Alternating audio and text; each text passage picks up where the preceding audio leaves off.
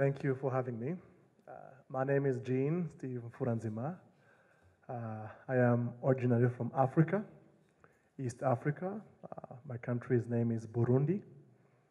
I came to Tucson in 2014 as an asylum seeker.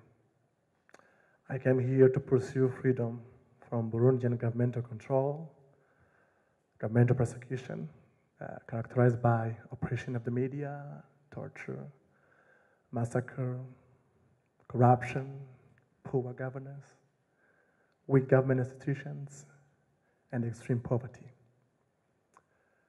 It was not easy because I came alone. I also didn't have any family members. Life in Tucson was new for me. I want to share with you what kind of perceptions I had from America. I thought that when I'm gonna arrive in America, the first thing I see will be military everywhere because we grew up watching movies. The second thing I thought I'm gonna see a lot of traffic, huge cars like limousine. And I arrived in Tucson, I thought, come on, this is not America.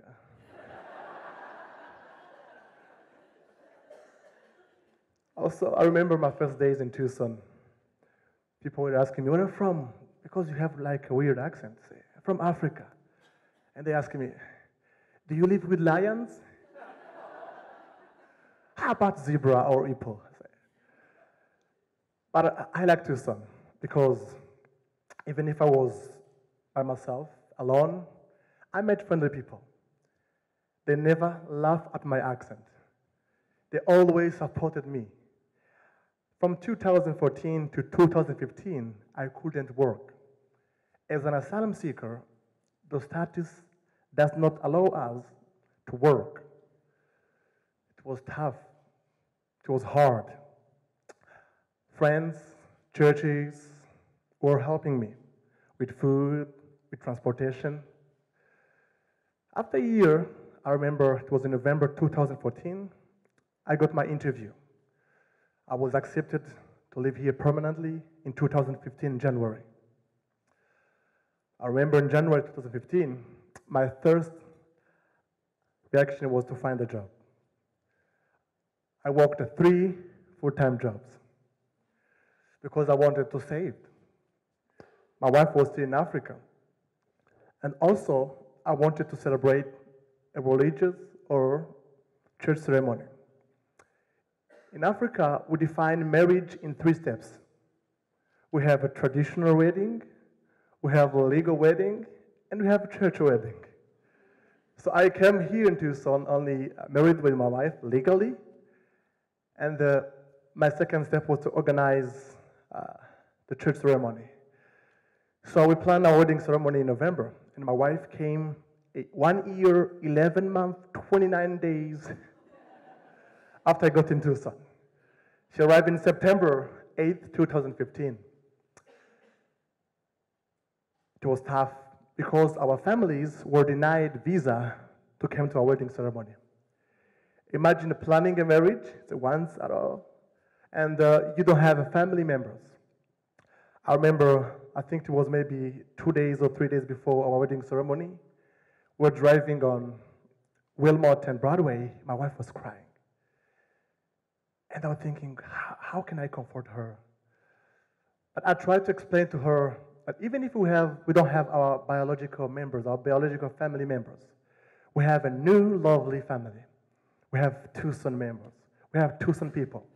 They were very supportive. You know, they all help us with furniture, with dishes. Our wedding ceremony was more than 99%. The other 99% were guests who we met in Tucson.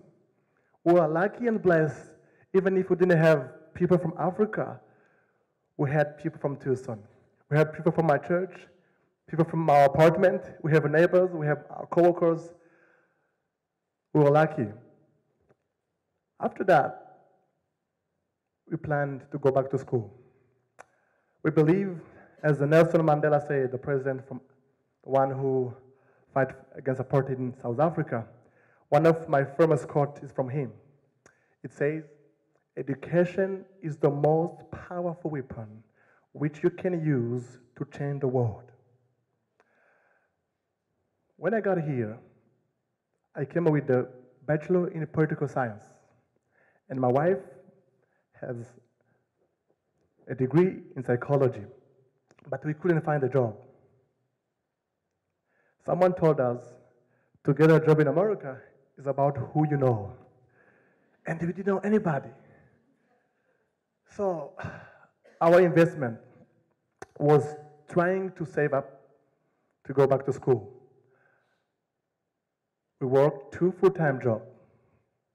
We sacrificed everything. No fancy car, 1 small bedroom apartment.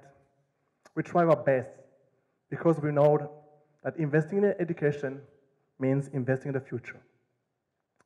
I remember February 2017, we passed our first mathematics and English exam at Pima Community College. That was our first success together. The whole year, from 2017 to May 2018, I graduated from Pima with high honors in liberal arts. Also, I served as a student senator. I remember also, I was the vice president of the Phi Beta Kappa, which is honor society. And I was a member in the region, top 5 leaders in the region, with a broken accent, African background, just because of hard work. Moreover, I remember I was honored as the graduation commencement speaker, and my speech was selected as one of the top 10 commencement speech by the magazine The Nation. It was honor. My story was in 2 different newspapers in Tucson, Arizona Daily Star, Aztec, Pima. But in conclusion, I want to share with you that 3 things helped me. Number 1, courage, determination, and commitment always paid off. Number 2, do your best to invest in education. And number 3, fight for your dreams.